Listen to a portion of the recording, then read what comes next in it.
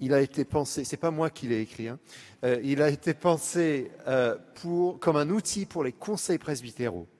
Et à la fin de chaque petit chapitre, il y a des questions de groupe pour aider les conseils à entrer dans la logique du chapitre. Et les questions sont toutes simples, mais super pertinentes, et je peux le dire parce que j'ai fait partie du groupe qui a inventé les questions.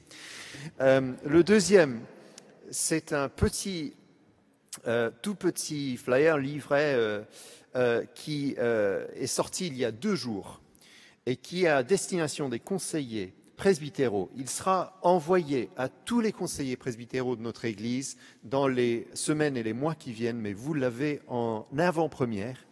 Je suis allé exprès il y a quelques heures pour vous chercher des exemplaires que vous trouverez sur la table. Il s'appelle « Discerner ». Et l'objectif, c'est d'aider les conseils presbytéraux dans leur discernement de ministères locaux. Et c'est un bon outil, je vous le recommande, et c'est très pratique et c'est vraiment bien fait. Donc voilà 2 petits outils, mais vous trouverez d'autres choses sur la table. Et puis il y a aussi bien sûr le livre de Christian, qu'il signera gratuitement, je suis sûr. Et puis tu me payes après pour la publicité. Le titre qui apparaît sur le déroulement, c'est « Devenir une église prophétique ». Je l'ai changé un peu, mais on pourrait très bien aussi garder ce titre-là, mais je l'ai modifié pour l'appeler « Une église pour les autres ». Mais vous allez voir un peu de quoi il s'agit. Jusqu'à ce matin, ou à partir de ce matin et jusqu'à maintenant, on a été dans une réflexion à partir des différentes dynamiques de croissance. Et ce matin, c'était une réflexion sur la foi comme élément qui nous met en mouvement, le kérigme, et en lien avec l'Église locale. Cet après-midi, c'était beaucoup plus orienté sur la dynamique de communauté, une communauté en mouvement. Alors, tu peux mettre le deuxième slide. Tout ça, c'est intéressant parce que ça rejoint et là, je parle à titre personnel, mais j'essaie aussi de vous faire entrer dans une réflexion que nous avons au niveau national dans notre Église sur l'accompagnement dans l'Église d'un changement majeur de logique. Vous savez que depuis longtemps, nous sommes dans une Église qui s'entretient et qui est là pour les fidèles identifiés, les membres du fichier, les bons protestants, vous connaissez. Depuis un certain temps, on essaie de dire qu'on veut être une église de témoins, on veut aller au-delà du slogan pour accompagner un changement de regard sur notre église qui est je pense, une vraie révolution dans notre manière de comprendre l'église et aussi notre foi. C'est-à-dire, c'est un processus de renouvellement de notre église pour nous aider à assumer notre mission de témoin dans le monde, de manière beaucoup plus explicite et beaucoup plus convaincue, plus affirmée que peut-être on l'a fait avant. Ça ne veut pas dire qu'on n'a pas témoigné dans le passé, mais aujourd'hui, on voit qu'il y a un défi particulier pour nous en tant qu'Église à relever. Et ce défi s'articule particulièrement autour de 3 axes qui, en quelque sorte, rejoignent les différentes interventions qu'on a eues aujourd'hui. Tout d'abord, le défi du témoignage personnel, dans un contexte où vous savez aussi bien que moi que traditionnellement pour nous, protestants, la foi est quelque chose de très privé, nous n'avons pas l'habitude de témoigner de manière personnelle. C'est un premier défi qui touche à l'individu et qui ne peut pas être autre chose qu'une question spirituelle, de dynamique retrouvée, de vitalité, de vie spirituelle, qui touche d'abord les individus et ensuite la communauté. On rejoint tout à fait l'intervention de Gilles ce matin. Le deuxième défi, c'est le défi d'un rayonnement communautaire, c'est-à-dire d'aider nos communautés à ne plus être juste tournées vers elles-mêmes, mais à rayonner et à être des lieux d'accueil au nom du Christ. Et on rejoint tout à fait les préoccupations et la dynamique que nous avait partagée Perrine tout à l'heure. Mais j'aimerais aller un pas de plus dans cette intervention parce que nous avons aussi une troisième préoccupation qui est ce que j'ai appelé la dynamique missionnaire. Qu'est-ce que je mets derrière ce mot? Eh bien, on peut penser la croissance de l'Église de plusieurs manières, mais surtout quand on parle... Là c'est comme si on avait 3 couches. Une première couche est la couche personnelle. La deuxième couche, c'est la couche communautaire, où on commence à vivre des choses ensemble. Mais la communauté, en tant que telle, elle opère sur un mode accueil, un mode invitation. Le problème, c'est que l'Église n'est pas appelée uniquement à être un lieu d'invitation. Comme l'a dit Gilles ce matin, l'Église est aussi un lieu d'envoi. Alors, comment articuler cet envoi dans le monde aujourd'hui? Et pas simplement parce que nous ne partons pas de rien. Hein. Vous savez, dans notre Église, nous sommes tous envoyés individuellement. Nous sommes tous déjà dans le concept de témoignage présent dans la société, mais à titre individuel. Nous avons aussi des liens avec des personnes qui sont dans la société, qui viennent dans nos communautés, mais en général à titre individuel. La question là, c'est comment, en tant que communauté de foi, pouvons-nous renouer avec la société pour toucher les gens qui n'ont aucun lien avec l'Église, et plus encore, aucun lien avec l'Évangile. Alors, je ne vais pas vous refaire des cours de sociologie, vous savez aussi bien que moi que nous sommes dans une société qui évolue, et une société qui change, et toutes les églises en Europe se trouvent devant les problématiques d'adéquation entre la vie d'église aujourd'hui et la réalité d'une société qui est de plus en plus sécularisée, de plus en plus éloignée des racines chrétiennes, de plus en plus déconnectée de la vie de l'Église telle qu'elle est vécue traditionnellement. Nous le savons parce que c'est une partie des raisons pour lesquelles nos paroisses sont fragilisées aujourd'hui. Mais c'est très intéressant, si tu peux passer, c'est très intéressant de voir que nos églises sœurs, les églises autour de nous, ont exactement les mêmes préoccupations et font des analyses très intéressantes. Voilà une analyse qui vient de l'église d'Angleterre, qui est une église historique comme nous, qui s'est mis à s'interroger sur sa place dans la société. Et ils ont fait une sorte de segmentation de la population, très caricaturale, mais assez intéressante, en divisant les gens en 3 parties.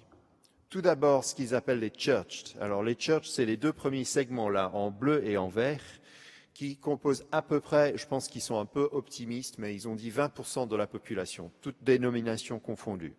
Ça veut dire ceux qui viennent au moins une fois par mois dans une église. Et dans la deuxième partie, ceux qui viennent au moins 1 ou 2 fois par an. Ce sont ceux qui considèrent qu'il y a un lien actif entre eux et l'Église. D'accord? Là, en Angleterre, ça constitue à peu près 20% de la population.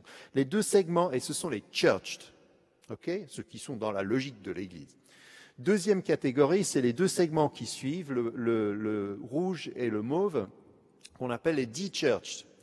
Ce sont ceux qui ont reçu dans le passé une éducation religieuse, donc qui ont des concepts religieux, qui ont une capacité de recevoir des notions religieuses chrétiennes. Ils connaissent une petite partie de la Bible parce qu'ils ont fait de la catéchèse. Ils ont eu une instruction religieuse. Mais ils ne pratiquent plus. Donc ils sont, ce qu'on dirait aujourd'hui, peut-être des éloignés de l'Église, les non-pratiquants.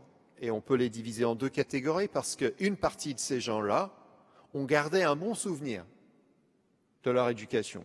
C'est-à-dire que c'est juste parce que d'autres préoccupations sont venues et en fait les liens se sont affaiblis et aujourd'hui, c'est pas opérant. L'autre catégorie, c'est ceux qui ont gardé un très mauvais souvenir de ce qu'ils ont reçu étant enfants. Et du coup, ils sont en quelque sorte vaccinés contre l'Église. Mais au moins, ils ont des concepts. D'accord ? Le troisième, là, ça constitue 40% de la population. Le troisième groupe, c'est ce qu'ils appellent les non-church. C'est ceux qui n'ont jamais eu de contact avec une église, quelle qu'elle soit. Donc, ils ne connaissent ni l'évangile, ni les notions bibliques, ni les cultes de l'église, que ce soit protestant ou bien catholique, ou quelle que soit la couleur de l'église. Et en Angleterre, quand cette étude a été faite, c'était 40% de la population.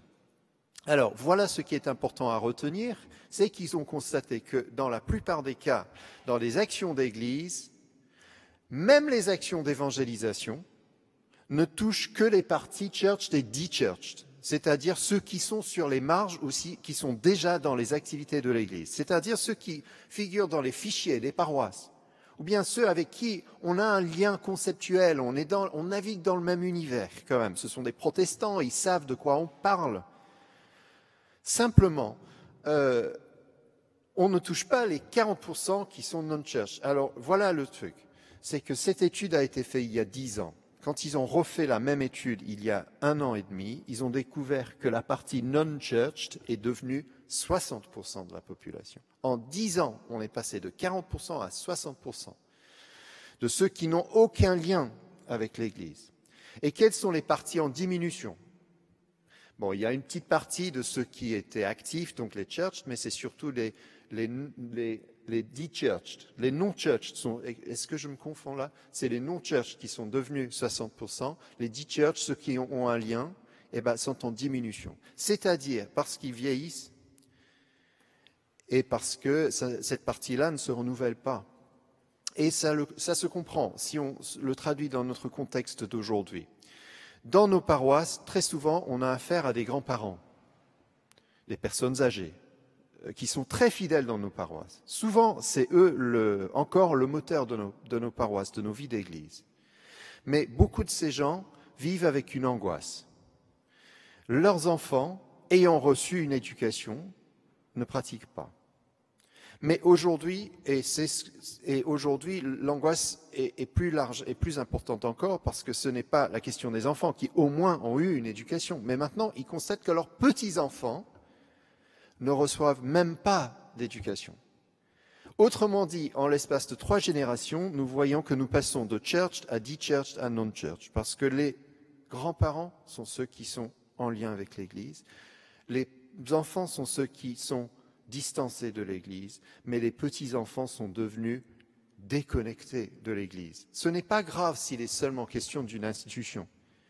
Mais si on parle en termes de bonnes nouvelles et d'évangile, ça veut dire qu'on a un problème. Nous n'accomplissons pas notre mission d'annonce de l'Évangile, même à l'intérieur de nos terres, si on peut dire, parce qu'il y a des gens qui s'éloignent et qui n'entendent pas l'Évangile comme c'était peut-être le cas il y a 50 ans. Notre société évolue, notre contexte évolue. Alors, ça veut dire que notre manière d'être Église doit aussi évoluer. Sinon, on va rester avec des modes qui opéraient comme avant, mais avec un public de plus en plus restreint. Et on n'arrivera pas à faire entendre la bonne nouvelle au-delà de nos murs ou de nos proches, ceux qui sont en lien avec l'Église.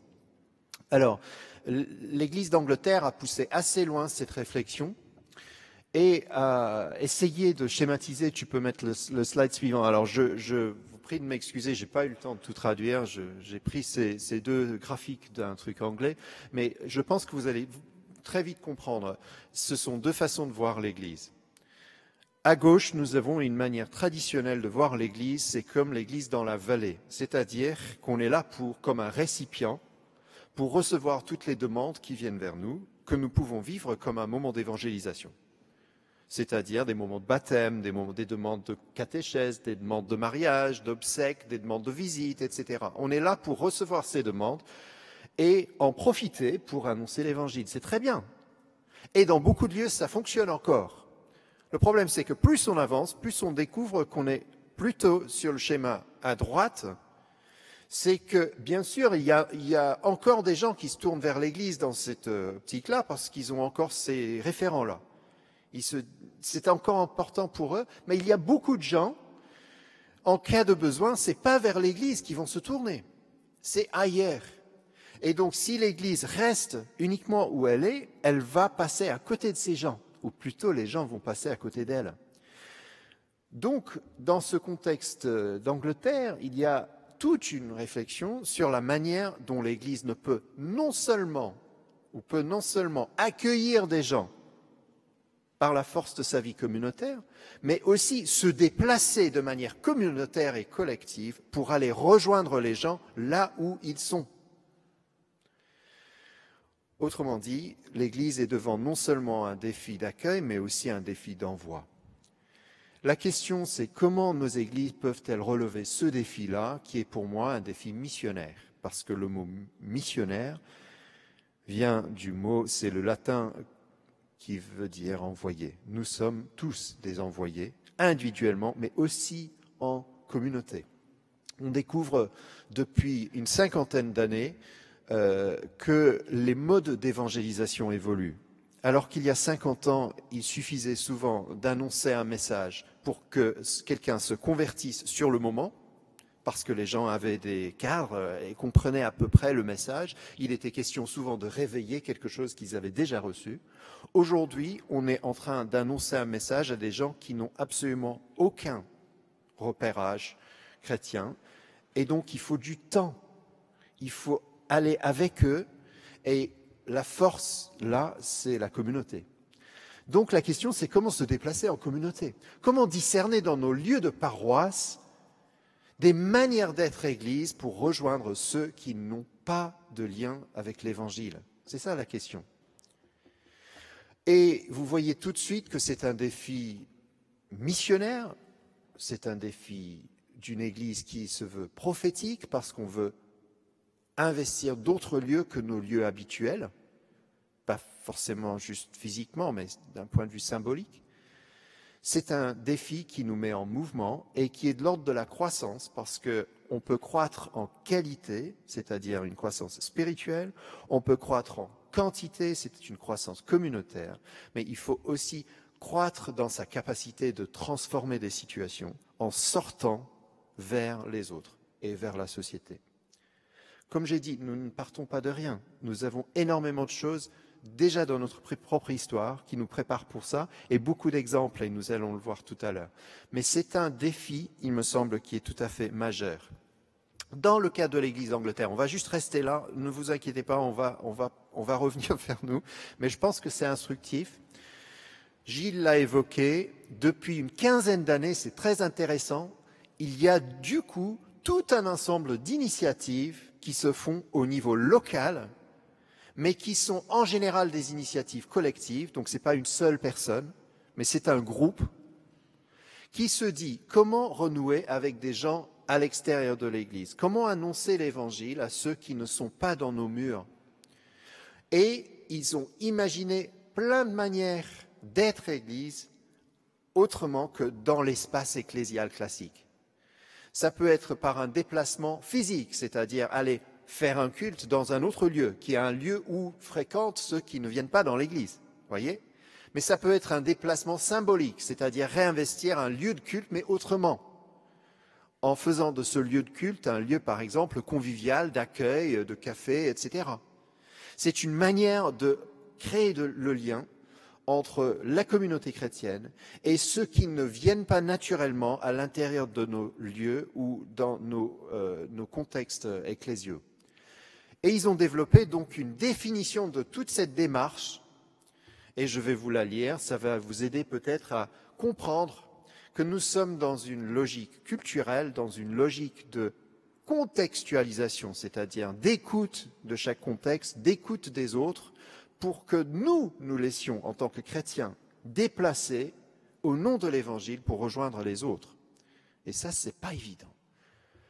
Une forme d'église, donc les fresh expressions, c'est ce qu'on les appelle, ça veut dire littéralement, comme a dit Gilles, des expressions fraîches, des manières d'être nouvelles, sont une forme d'église pour notre culture changeante, tournée principalement vers des personnes qui ne sont pas encore membres d'une église. Elle entrera en existence à travers les principes d'écoute, de service, de mission incarnée et le désir de faire des disciples. Elle aura le potentiel de devenir une pleine expression de l'Église, façonnée par l'Évangile, par les marques de l'Église et par son contexte culturel. Alors en Angleterre, ils se sont trouvés vite devant un problème. C'est que, en fait, toutes ces nouvelles initiatives d'évangélisation ont commencé à émerger malgré l'institution. Ce n'était pas pensé d'en haut. C'est venu comme ça. Et très vite, l'Église s'est trouvée devant un problème. Qu'est-ce qu'on fait de tout ça ? Parce que l'Église avait des structures quand même, des paroisses, des régions, des manières de faire. Comment faire maintenant avec tout ça qui n'entre pas dans les cadres ? Et ils ont développé une notion qui nous travaille aujourd'hui dans notre Église, qui est très importante, merci, qui est l'idée d'une économie mixte. Je prends le terme directement de l'anglais, même si en français ça résonne autrement. C'est pas économique là, mais c'est l'idée qu'il puisse y avoir à l'intérieur d'une même Église à la fois des expressions traditionnelles de la foi dans les paroisses et des innovations nouvelles côte à côte pour l'enrichissement mutuel. On ne parle pas d'un système parallèle où d'un côté on a tout ce qui est nouveau et de l'autre côté on a tout ce qui est ancien. L'ancien est condamné à passer, et le nouveau est la promesse de l'avenir. C'est pas du tout ça. C'est plutôt dire que dans nos formes de culte traditionnelles, nous atteindrons une certaine population. Donc, continuons à faire ça, mais ayons le courage de donner à nos cultes actuels, dans leurs formes actuelles, une orientation missionnaire, une orientation d'annonce d'évangile. Mais en même temps, laissons de la place pour de nouvelles initiatives qui vont venir, qui visent d'autres personnes, qui ne viennent pas dans nos cultes. Comment ces deux dynamiques peuvent-elles coexister et même s'enrichir mutuellement? Eh bien voilà, en théorie, comment ça marche. Les nouvelles initiatives, très souvent un peu méfiantes par rapport à la tradition, c'est normal, sont pleines d'élan, d'enthousiasme, mais manquent de sagesse, manquent souvent de structure, manquent souvent d'accompagnement et de profondeur théologique, de réflexion. C'est exactement ce que l'Église structurée peut leur donner, sans les écraser. En contrepartie, les églises classiques manquent souvent d'élan. Elles ont une structuration, mais souvent peu de vitalité. Les nouvelles formes peuvent injecter de la vitalité dans les anciennes formes et les anciennes formes peuvent se renouveler pour aider aussi les nouveaux. On n'est pas dans ce système, on est en train d'essayer de mettre du vin nouveau dans des vieilles outres. On est en train de dire que les vieilles outres peuvent se renouveler pour accueillir du vin nouveau et peuvent aider les nouvelles outres à agir dans un cadre. C'est un grand pari qu'a relevé l'Église d'Angleterre et 10 ans plus tard, on constate que 10% de toutes les expressions d'Église sont maintenant des nouvelles formes d'Église. Ça constitue 15% de tous ceux qui fréquentent l'Église aujourd'hui, dans cette Église, sont dans ces expressions-là, hors des structures paroissiales, mais accompagnés par les diocèses, par les régions. Et ils ont développé toute une réflexion, notamment sur la formation des ministres, mais aussi formation des laïcs, pour aider la création d'équipes, pour accompagner, pour valoriser, pour reconnaître ces nouvelles formes. Ils appellent ça les ministères pionniers, c'est-à-dire tout ce qui est orienté vers le lancement de quelque chose de nouveau. Alors, tout ça, c'est intéressant, mais la question, c'est comment ça peut nous toucher, nous ? En quoi est-ce que ça nous interpelle, nous? Parce que notre contexte n'est pas le même. Nous ne sommes pas anglais, c'est dommage, hein, mais on est juste pas anglais, c'est juste comme ça, il faut accepter ses limites. Hein. Vous inquiétez pas, un jour vous allez parler anglais quand on sera au ciel, vous allez voir. Mais notre contexte n'est pas le même, notre histoire non plus. Notre sensibilité ecclésiale n'est pas la même. Nous avons des richesses et des contraintes aussi qui sont différentes. Donc on ne va pas plaquer une expérience, mais on va s'inspirer peut-être d'une dynamique. Comment est-ce que ça peut nous aider? Eh bien, la première chose à dire, c'est que dans notre contexte aujourd'hui de l'Église protestante unie, nous avons des atouts, mais qui sont autant de défis. Et tout dépend de notre perspective. Ce qui est un atout peut aussi être un frein. Si on ne le vit pas bien, je vais vous illustrer. Voilà 7 atouts, mais qui peuvent aussi être des freins. La richesse de nos engagements associatifs et individuels, notre attachement à la liberté et à la responsabilité, l'ancrage historique et culturel de notre Église, le renouvellement interne de nos communautés, notre attachement à la diversité et à la pluralité, notre attachement à la réflexion biblique et théologique, la fragilité de nos paroisses. Moi, je vous propose ces 7 éléments comme des atouts, à condition de relever certains défis. Et c'est très important. La richesse de nos engagements associatifs et individuels. Vous savez que dans d'autres familles d'Église, il y a un problème, c'est que les membres de l'Église ne sont pas ancrés dans la société. Tellement ils sont pris par leurs activités chrétiennes qu'ils ne sont pas en lien avec les gens. Ce n'est pas notre problème. Dans l'Église protestante unie, nos membres sont engagés dans la vie de la société. Le problème, c'est que très souvent, ils ne se pensent pas comme témoins de l'Évangile dans ces lieux. Ils font une séparation mentale entre le dimanche quand ils sont au culte et le lundi quand ils sont au travail. Ou bien ils font une séparation mentale entre ce qui constitue la foi et ce qui constitue les œuvres. Ou bien ce qui est cultuel, ce qui est culturel. Pour vivre ce premier moment comme un atout, il faut oser dépasser, résister les séparations mentales qui nous guettent dans notre contexte entre ce qui est sacré et ce qui ne l'est pas, entre ce qui est protestant et ce qui est laïque. Il faut comprendre que chacun d'entre nous et tous les membres de nos églises, nous sommes témoins autant le lundi que le dimanche, mais peut-être différemment. Mais tous nos réseaux de communication, tous nos réseaux, toute notre insertion dans le tissu social est une chance extraordinaire pour le témoignage, si nous sommes prêts à résister à ces séparations et assumer notre identité de témoin. Vous voyez ? Si nous ne le faisons pas, nous allons continuer avec une sorte de schizophrénie spirituelle. Très engagés le dimanche, mais nous n'osons pas dire un mot le lundi matin.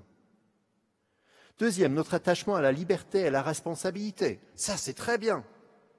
Si nous arrivons à dépasser ces fausses pudeurs qui nous empêchent, qui sont comme des autocensures, qui font qu'on n'ose pas parler de notre foi au nom d'une sorte de respect de l'autre. Mais parler librement de ce qui est important pour soi, ce n'est pas un manque de respect pour l'autre. Imposer sa foi, c'est un manque de respect. Mais être en dialogue, parler de ce qui nous anime, ça devient passionnant si on le fait dans le respect. Mais le problème, c'est qu'on pose des censures sur nos propres pratiques et on devient plus laïque que les laïcs, si vous voyez un peu ce que je veux dire. Troisième, l'ancrage historique et culturel de notre Église. C'est un atout parce que l'Église protestante unie de France est ancrée dans la société. Les sondages le montrent, alors que d'autres familles d'églises ont du mal et sont vues comme étant très en décalage avec la société. Globalement, les protestants historiques sont vus favorablement. Il y a des choses qui pour nous sont importantes, que nous partageons aussi avec nos concitoyens. L'importance et le respect de la culture et de l'autre. Nous avons parlé déjà de l'importance de la liberté.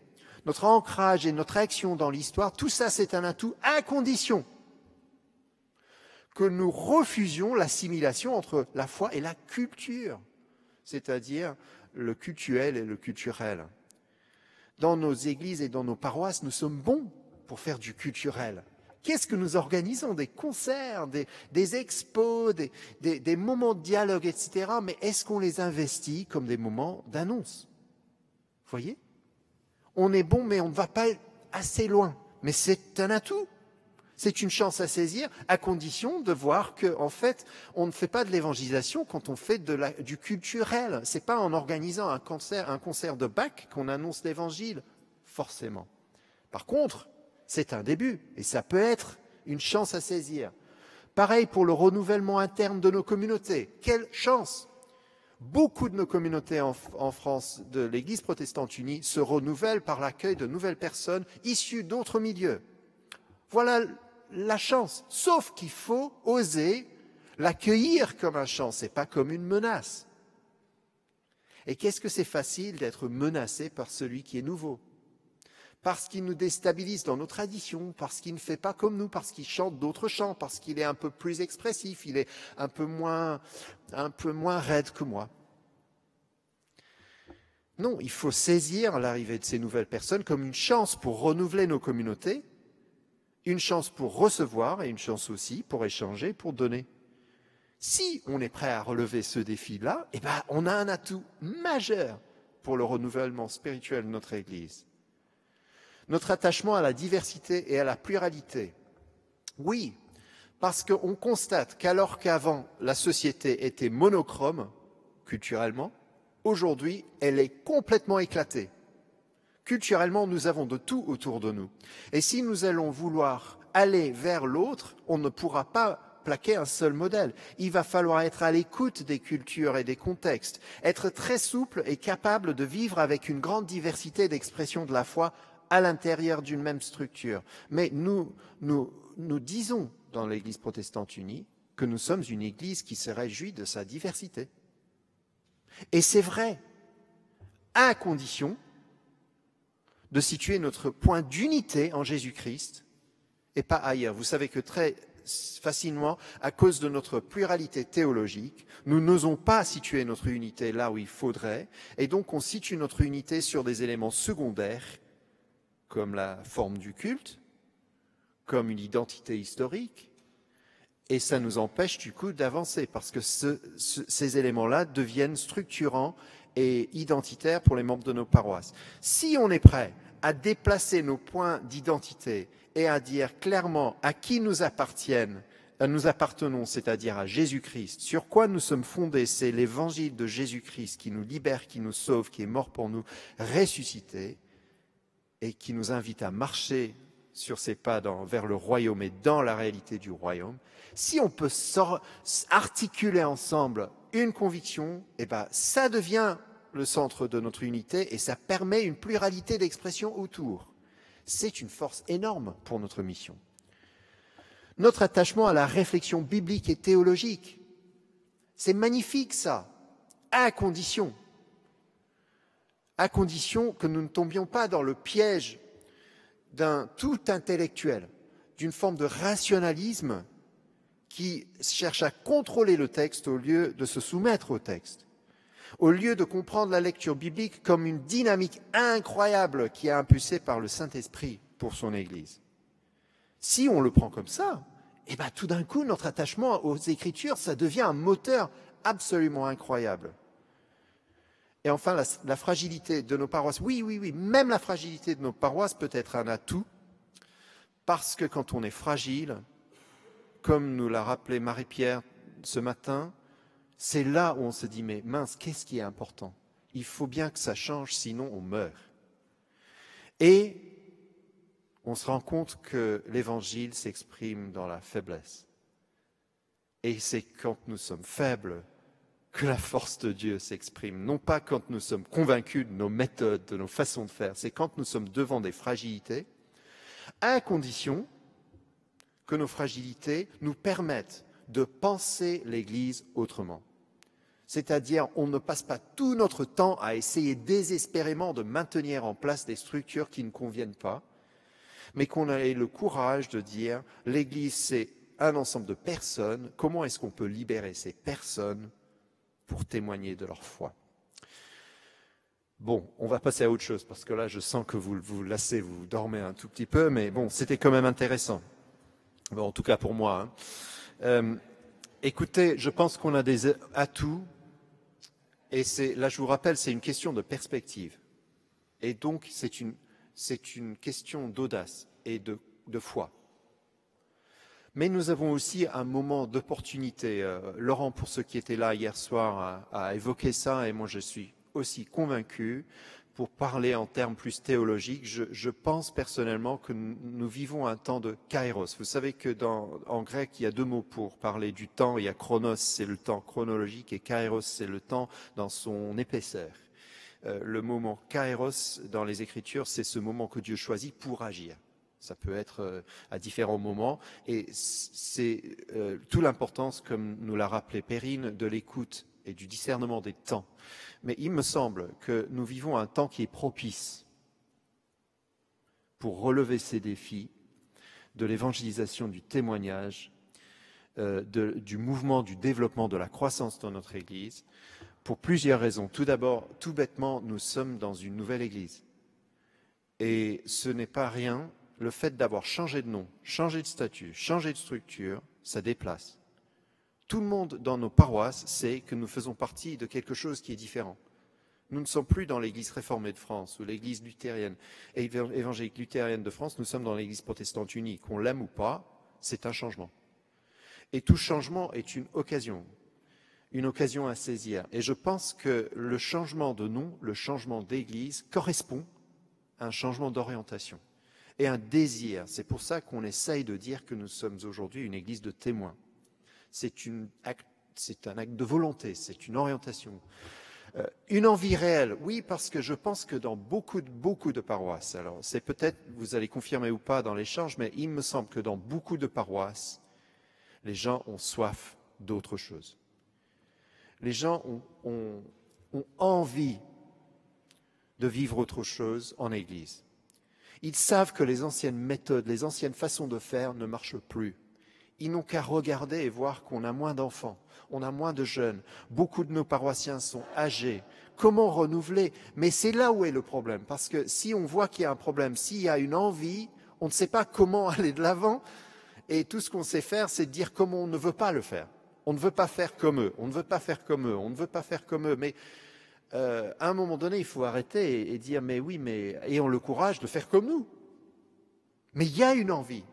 Et personnellement, quand je me déplace, comme c'est souvent le cas dans des paroisses, dans des situations en région, je rencontre très souvent la même ambivalence. Une peur, mais aussi une vraie envie. Et quand les choses sont présentées de manière spirituelle, qui engagent, qui redisent le sens de l'Église et de notre vie devant Dieu, il y a une soif. Les gens sont prêts, je crois. Pas tout le monde, mais en tout cas, c'est mon discernement. Après, c'est à vous de juger ou pas. Une orientation missionnaire, oui, parce que je pense que c'est pas rien que de plus en plus notre Église, en tout cas au niveau national, essaye de se donner une orientation clairement vers l'évangélisation, vers la mission, vers le témoignage. C'est une orientation, ce n'est pas encore traduit dans toutes les réalités, mais cette orientation est importante. Et je pense que c'est très important qu'on soit nous-mêmes des ambassadeurs, parce que dire on veut être une Église en marche, en mission, c'est rappeler qu'en fait, notre mission est celle de Dieu. C'est Dieu qui nous met en mouvement, donc tout dépend de lui et pas de nous.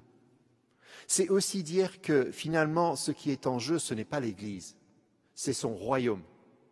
Et ça, c'est absolument fondamental. Nous ne sommes pas là pour sauver l'Église protestante unie.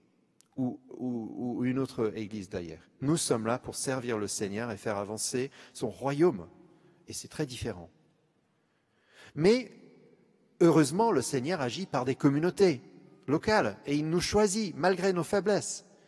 Et il choisit de nous utiliser à Lyon, à Perpignan, à Besançon ou à Montélimar, pour choisir comme ça. Ou à Toul. C'est tout à fait extraordinaire, comme disait Gilles, ça ne correspond à aucune méthode logique humaine.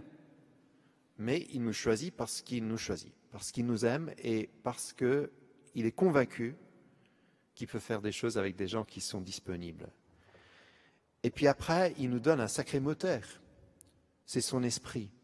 Vous vous souvenez qu'il a dit vous recevrez une puissance d'en haut et vous serez ensuite mes témoins. Mais ne partez pas trop vite. Ce sera en recevant la force qui vient d'en haut que vous allez pouvoir témoigner. Ça ne vient pas de vous, ça vient de moi. Donc à tous les niveaux, notre mission nous est donnée de l'extérieur, nos forces sont garanties, le mouvement nous est promis et le socle Jésus-Christ est déjà posé. Quand on commence à dire ça aux églises locales, et on leur rappelle que quand on dit là où 2 ou 3 sont réunis, ce n'est pas juste une manière pour Jésus de rassurer ceux qui sont entre eux et les rendre un peu dociles pour pas qu'ils agissent. Non, au contraire, c'est une manière de les mobiliser en disant quand 2 ou 3 sont là, je suis là. C'est incroyable. Je me souviens d'un culte, quand j'étais pasteur à Mantes, où est Christian aujourd'hui, on avait un culte, un petit culte, où on était juste quelques-uns, 2 ou 3, je pense. Et vous connaissez la liturgie pour petite communauté, chez nous, qui commence comme ça. Là où 2 ou 3 sont réunis, Je suis au milieu d'eux, dit Jésus-Christ. Et on s'est arrêté. Et tout d'un coup, je me suis dit, mais c'est fou, cette parole. Et on a fait une pause. Et puis après, on est allé chercher une chaise. Et j'ai placé une chaise à côté des gens et j'ai dit, vous vous rendez compte? Là où 2 ou 3, Jésus est là. Et maintenant, qu'est-ce que ça change? De savoir qu'il est là. Voyez, redonner du sens, mais c'est incroyable. Même nos petites églises peuvent être mises en mouvement. Et enfin, il y a des choses qui se passent dans notre église qui sont réjouissantes. Et je vais terminer avec juste quelques exemples très rapides. Je le dirai après. C'est qu'il y a des initiatives nouvelles qui sont mais vraiment intéressantes. Tout d'abord, des manières d'essayer de lancer de nouvelles choses à partir d'une paroisse existante, de renouveler un peu. Ça peut être des paroisses qui lancent un nouveau culte, et il y en a pas mal, à destination d'un public nouveau. Ou bien les cultes café croissant, on en a entendu parler, qui sont une manière de réhabiter l'espace, mais à destination d'un public extérieur, orienté vers l'évangélisation, ou comme on a entendu à Nantes, une décision de réorienter le culte pour que ce soit un moment d'accueil de personnes extérieures grâce à une invitation. Mais ça peut être aussi des initiatives qui viennent de paroisses, qui ont envie de partager. Le projet Saint-Paul, là, ici, auquel nous sommes les bénéficiaires, là, au bénéfice aujourd'hui, c'est un projet qui a démarré comme une sorte de partenariat entre la mission intérieure luthérienne et la paroisse ici. Déjà, Luther réformé avant l'heure. Et c'est justement un exemple d'une paroisse qui agit, mais qui essaye de penser hors cadre pour être en lien avec d'autres. Je trouve ça intéressant. Ou ça peut être par Internet. Je trouve intéressant la démarche de Pasteur du Dimanche, par exemple. Ou même Théovie, si on veut, qui casse les frontières paroissiales. Vous savez que Katharina, qui est responsable pour Théovie, elle suit régulièrement 200 personnes d'un point de vue pastoral. C'est intéressant, c'est une nouvelle forme de paroisse, attends, mais qui n'est pas définie géographiquement. Ou bien des nouvelles initiatives, on a entendu parler de Créteil. Créteil, en fait, ce n'est pas juste le slide là, je vais juste corriger parce que ce n'est pas un réinvestissement d'un lieu d'église. Non, ils réunissent dans un lieu qui n'est pas un lieu d'église, justement. C'est une implantation nouvelle. Mais ce qui est magnifique, c'est que qu'en peu de temps, là, ils ont constitué une communauté qui essaie de penser les choses un peu autrement et quelque chose se développe, mais ce n'est pas le seul lieu. Nous avons les équipes pastorales missionnaires dont nous avons entendu parler, 3 lieux où ils essaient de réinvestir et faire autrement l'Église pour toucher de nouveaux publics. Il y a un projet en Bretagne dont Jean-Pierre est responsable, qui est à l'étude pour lancer une nouvelle initiative d'implantation en Centre-Bretagne. Il y a un projet à la Grande Motte pour investir la Grande Motte avec une implantation nouvelle parce qu'on a peu de présence sur le littoral. Il y a un projet aussi qui est en train d'être développé dans le Val d'Europe, qui est là où est Disneyland, où on a peu de présence. Vous voyez, c'est encourageant, mais c'est peu. Il faudrait que dans chacun de nos lieux, nous commencions à dire au Seigneur, avec les forces qu'on a, avec les personnes qu'on a, dans le contexte où on est, qu'est-ce que tu nous appelles à faire? Et pour ça, il faudrait créativité, inventivité, courage et surtout discernement. Et c'est vraiment là-dessus que je voulais terminer. Je suis content parce que Perrine a tout dit sur le discernement, mais c'était quand même important pour moi parce que on ne fait pas n'importe quoi, n'importe comment. Nous sommes ici dans l'air et dans l'action de Dieu et tout dépend de notre capacité d'écouter. Heureusement qu'on le fait ensemble et pas individuellement. Mais qu'est-ce que le Seigneur met les choses devant nous? Qu'est-ce qu'il ouvre des portes? À nous de les discerner puis de les saisir. Mais bon, ça c'est pour une autre fois peut-être. Je vais terminer sur ça, juste avec le dernier slide qui rappelle que... Non, ça c'est le discernement. On dira ça une autre fois. Voilà. C'est juste incroyable, n'est-ce pas, que moi je fais ce que je fais, toi tu fais ce que tu fais, mais c'est le Seigneur qui fait grandir. Donc les 3 dimensions, témoignage personnel, rayonnement communautaire, action missionnaire, on a besoin des 3. Merci.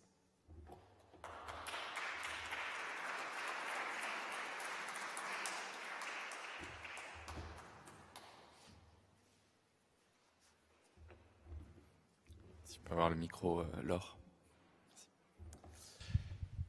Voilà, donc on est avec Patrice maintenant, après avoir entendu Andy. Et donc, Patrice, tu vas nous dire en quelques mots, finalement, depuis quand vous avez été envoyé, toi et puis les deux autres qui sont ici, dans le Far East, que constitue la région de Chaumont, Lunéville, etc., etc.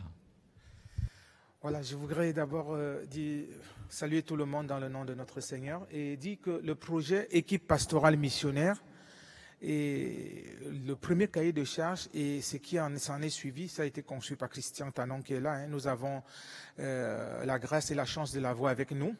Mais l'équipe s'est mise en route. Il y en avait deux, équipe pastorale missionnaire 1 et équipe pastorale missionnaire 2. La première s'est mise en route. C'était en juillet 2009 à Chaumont. Et il y avait au départ deux pasteurs missionnaires, Éric Perrier et François Anglade.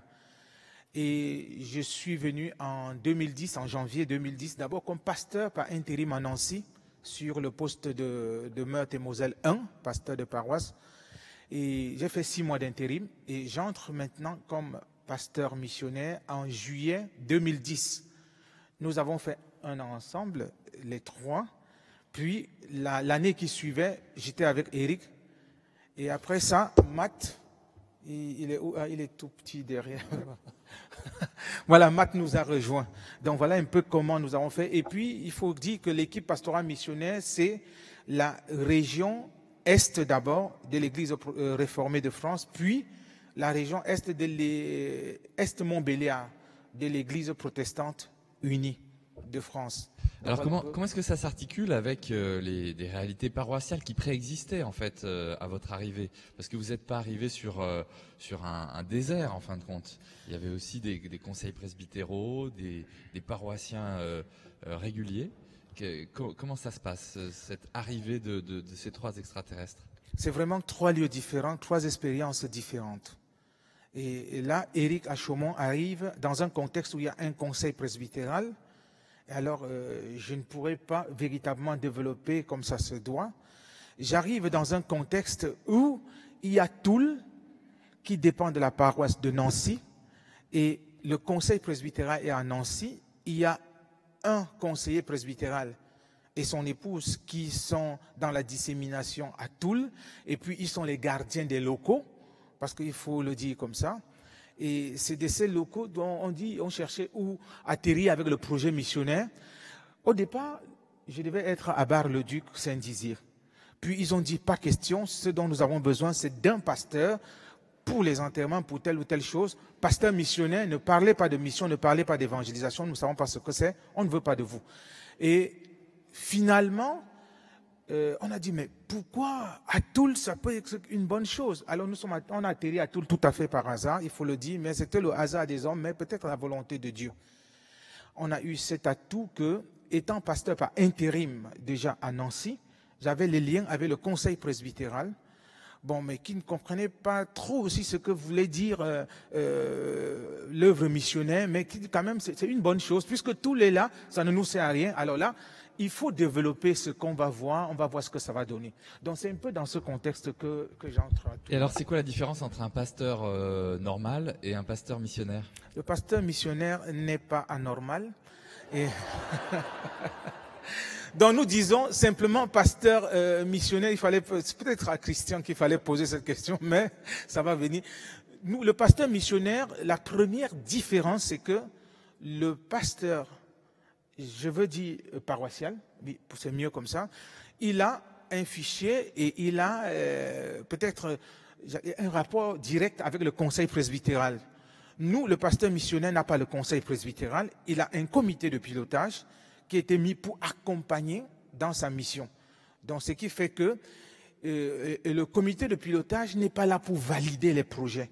Parce que ce qu'on nous avait dit, c'était, vous êtes pasteur missionnaire, votre rôle, c'est d'évangéliser, de discerner les personnes à accueillir et puis maintenant de les former. Les outils, débrouillez-vous. Donc voilà ce qu'on avait dit au pasteur missionnaire et nous nous sommes jetés à l'eau de cette façon. Et alors, tu vas être pasteur missionnaire combien de temps? Parce qu'il y a un moment où on n'est plus pasteur missionnaire, on devient démissionnaire. Voilà, nous sommes pasteurs missionnaires. Depuis 2010, il y a eu des prolongations parce que le cahier de charges prévoyait 3 ans, avec possibilité de prolongation sur 2 ans. Nous sommes dans la dernière année des 2 ans et il y a eu une mission d'évaluation. Entre parenthèses, Éric Perrier et moi, nous sommes des chargés de mission du Conseil national de l'Église. Il y a eu donc une prolongation de 2 ans, mais c'est vraiment hypothétique parce qu'il n'y a plus de fonds. Il faut dire que les 5 premières années, il y avait un fonds spécial, un bienfaiteur qui a dit, voilà, je mets de l'argent pour cette mission. Bon, depuis, le Conseil national a dit, nous voulons poursuivre encore sur 2 ans, mais il faut prier pour que Dieu donne des moyens pour qu'on puisse y parvenir. Donc, il y a eu validation pour 2 ans encore jusqu'en fin juin 2017. Ce sera vraiment la fin de la mission. Mais pour le moment, on ne sait pas encore trop comment est-ce que ça va se poursuivre. Donc, on reste en prière pour écouter Dieu. Et je voudrais quand même dire que c'est important pour nous. Ce qui nous a porté jusque-là, c'est cette relation intime avec le Seigneur. Parce que ce n'était pas évident de savoir ce qu'il avait lieu de faire. Peut-être pour les autres, Éric qui était dans le contexte déjà français, je ne sais pas ce qu'il a vécu, Matt qui était dans un contexte, peut-être pas tout à fait la même chose, mais pour moi, il a fallu beaucoup de déplacements. On a parlé tout à l'heure de déplacements, mais nous sommes dans l'œuvre missionnaire que nous vivons, c'est un perpétuel déplacement. Et il fallait rester en contact, en connexion avec Dieu pour que ce déplacement ne soit pas des faux pas. Le premier déplacement pour moi était physique, quitter l'Afrique pour ici, le chaud pour affronter le froid. C'était un très grand déplacement, un très très grand déplacement et les églises bondées de monde en tant que pasteur de l'église évangélique du Cameroun à l'origine, pour venir dans une église où mon premier culte avec mes enfants, on était 12, je suis marié, une femme avec 5 enfants, vous faites la souscription, vous voyez combien de membres il y avait à l'église, et là c'était vraiment un choc. Il fallait se déplacer dans la conception théologique, il y a eu ce déplacement. Et il fallait maintenant amener les chrétiens avec qui on était à se déplacer, parce qu'ils étaient vraiment dans une sorte de confinement comme le cœur du réacteur, qu'il ne faut pas toujours bouger. Alors il fallait comprendre que l'évangile de Jésus nous met en mouvement. Et on commence à faire quelque chose, on rencontre de nouvelles personnes qui viennent avec la fougue spirituelle qu'on peut connaître ou la timidité. Ça fait encore un déplacement. Finalement, nous tous, nous étions en déplacement. Moi qui me déplace sur tous les plans, sur le plan théologique, affronter la théologie parfois très libérale d'un côté et parfois aussi très évangélique avec des gens qui disent « mais voilà, on avait besoin de ça ». Mais chacun de nous se déplaçait. Mais la bonne nouvelle, c'est que c'est Jésus qui nous mettait en mouvement et qui nous met en mouvement vers lui. Et du coup, nous pouvons nous rencontrer autour de lui et c'est ce sur quoi nous sommes en train de cheminer maintenant. Merci. Merci beaucoup.